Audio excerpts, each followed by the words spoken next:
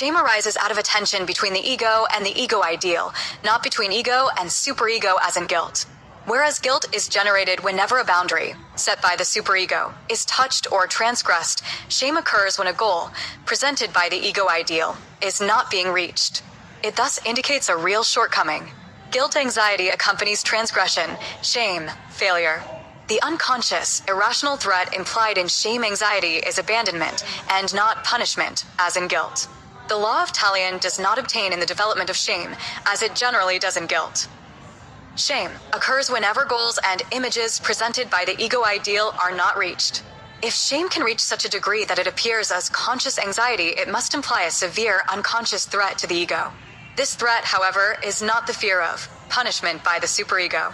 Behind the feeling of shame stands not the fear of hatred, but the fear of contempt which, on an even deeper level of the unconscious, spells fear of abandonment.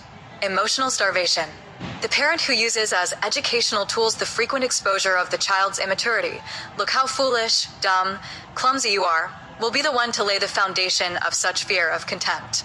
We suspect, however, that the deeper-rooted shame anxiety is based on the fear of the parent who walks away in disgust, and that this anxiety in turn draws its terror from the earlier established and probably ubiquitous separation anxiety.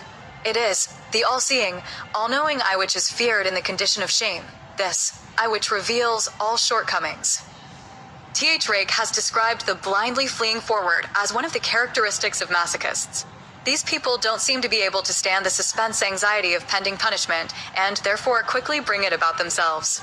It seems to me that this unconscious attitude is particularly prominent in shame-induced masochism, if masochism should be retained as the descriptive term.